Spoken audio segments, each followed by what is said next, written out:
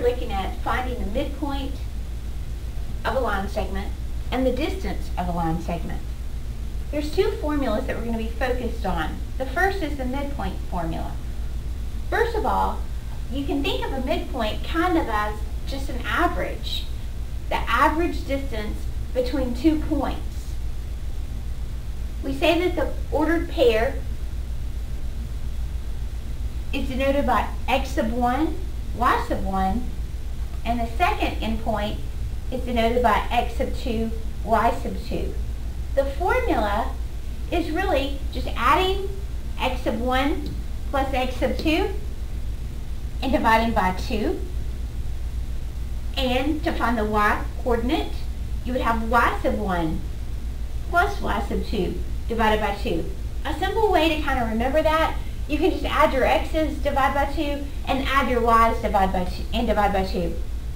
So let me show you what I'm talking about. First of all, you must be given 2 endpoints to find the midpoint.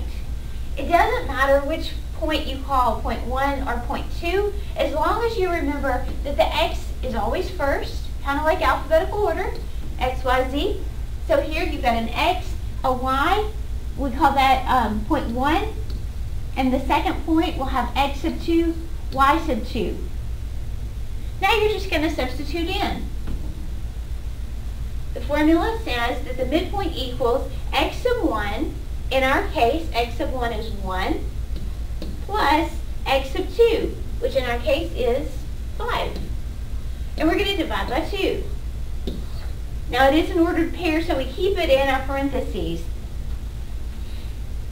To find the y midpoint, we would take y sub 1, in our case it's 7, add it to y sub 2, which is 4, and divide it by 2.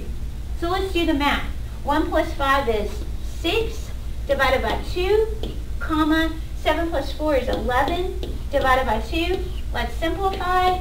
We end up with 6 divided by 2 is 3, comma, 11 over 2. So the midpoint, the middle point between the two endpoints, 1, 7 and 5, 4, is 3, comma, 11 over 2.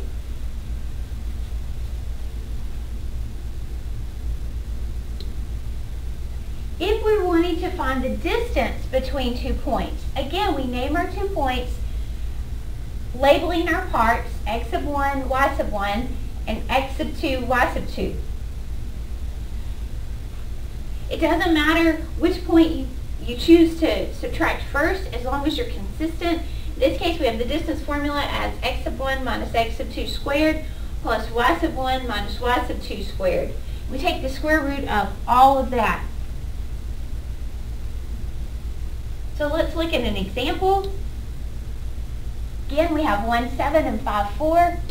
We can label the first one x sub 1, the second y sub 1, 5 would be x sub 2, 4 would be y sub 2.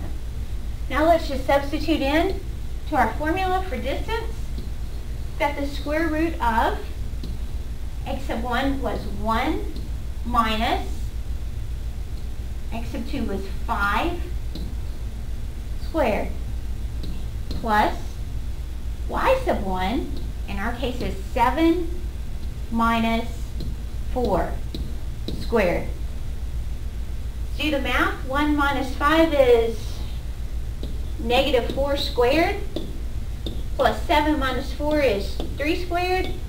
Here's the biggest tricky part. Negative 4 times negative 4, or negative 4 squared is a positive 16. 3 squared is 9. 16 plus 9 is 25. We take the square root of 25 and we get 5. Distance is always positive.